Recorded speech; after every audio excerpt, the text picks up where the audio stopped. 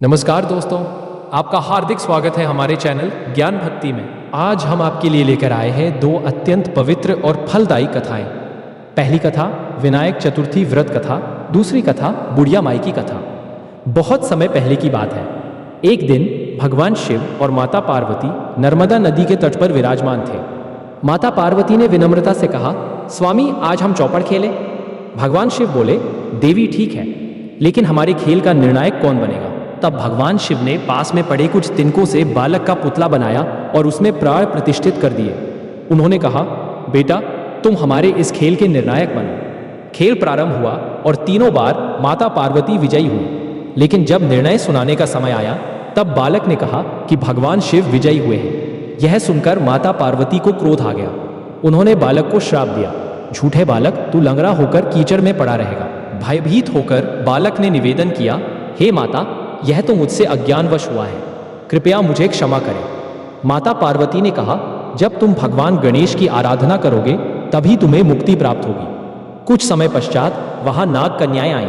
उन्होंने बालक को गणेश व्रत की विधि बताई और कहा, हे बालक, 21 दिनों तक श्रद्धा और नियम पूर्वक श्री गणेश का व्रत करो, तुम्हारी सभी परेशानियां दूर होंगी। बालक ने पूरे मन से 21 दिन तक व्रत किया। प्रसन्न होकर श्री गणेश प्रकट हुए और बोले, वत्स, वर मांगो। बालक बोला, हे विघ्नहर्ता, मुझे अपने पैरों से चलने की शक्ति प्रदान करें। गणेश जी ने कहा, तथास्तु। वरदान मिलते ही बालक स्वस्थ हो गया और कैलाश पर्वत जाकर भगवान शिव और माता पार्वती को सारी कथा सुनाई। यह देखकर माता पार्वती अत्यंत प्रसन्न हुई।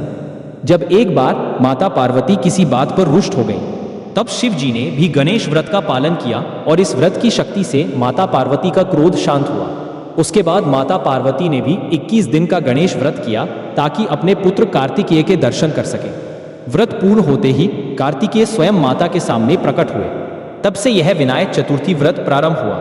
यह व्रत मनोकामनाओं की पूर्ति करने वाला तथा विघ्न विनाशक माना जाता है। इस व्रत से व्यक्ति के जीवन में सुख, शांति, समृद्धि और सफलता का आगमन होता है। बहुत समय पहले एक गांव में एक वृद्धा रहती थी जिसे सब बुढ़िया माई कहते थे। वह प्रतिदिन मिट्टी से श्री गणेश की मूर्ति बनाती और उनकी आराधना करती। पूजा के बाद मूर्ति गल जाती, जिससे उसे दुख होता। एक दिन उसने कहा, हे गणेश जी, मैं रोज मिट्टी की मूर्ति बनाकर थक गई हूँ, कृपया ऐसा उपाय बताइए जिससे मैं आपकी स्थायी पूजा कर सकूं। उसी समय पास में एक सेठ का मकान बन रहा था। बुढ़िया गई और मिस्त्री से बोली, बेटा मेरे लिए पत्थर का गणेश बना दे। मिस्त्री हंसकर बोला, अम्मा, इतने समय में मैं अपनी दीवार पूरी कर लूंगा। बुढ़िया बोली, राम करे तेरी दीवार टेढ़ी हो जाए।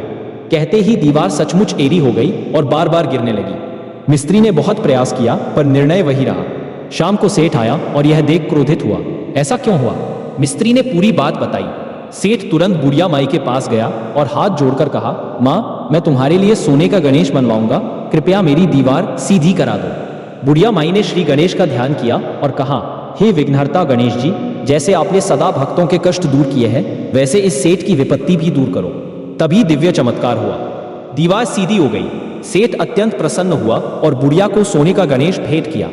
उस दिन से गांव के लोग गणेश जी की स्तुति करते हुए कहते, हे विघ्नहर्ता, जैसे आपने सेठ की दीवार सीधी की, वैसे सबकी विपत्तियां सीधी कीजिए। यह कथा इस सत्य का प्रमाण है कि सच्चे मन से गणेश जी की उपासना करने पर कोई भी कार्य असंभव नहीं रहता।